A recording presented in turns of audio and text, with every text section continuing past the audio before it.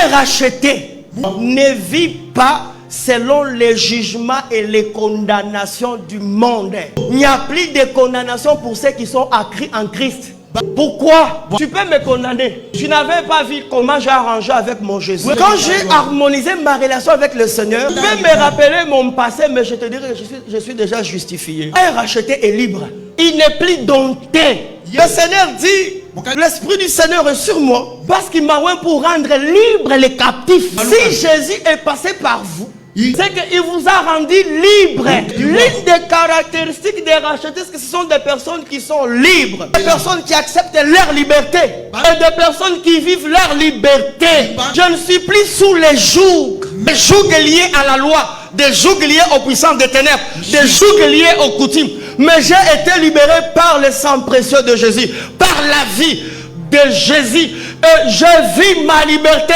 Et il n'y a personne qui peut m'ôter ma liberté. Quel que soit mon passé. Frère, si dans le passé, cet homme, cette femme a commis des péchés, maintenant qu'il est chrétien, vous ne pouvez plus les lier pour dire pour que tes péchés soient pardonnés. Tu dois faire telle pratique de la coutume. Non, il n'est pas sous la loi de la coutume. Il n'est pas sous le joug de la coutume. Il a été libéré par Jésus. Étant libéré par Jésus, il ne vit plus selon la chair. Il ne vit plus selon les principes des hommes. Il vit selon les principes divins.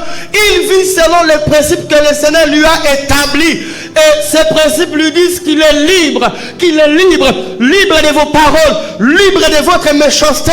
Libre de vos coutumes. Libre de tous vos complots. Libre de puissance des ténèbres. Libre de péché. Libre de la culpabilité.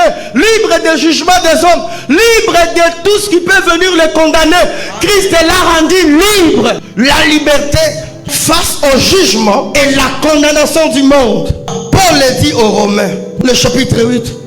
Il n'y a plus donc maintenant aucune condamnation pour ceux qui sont en Jésus.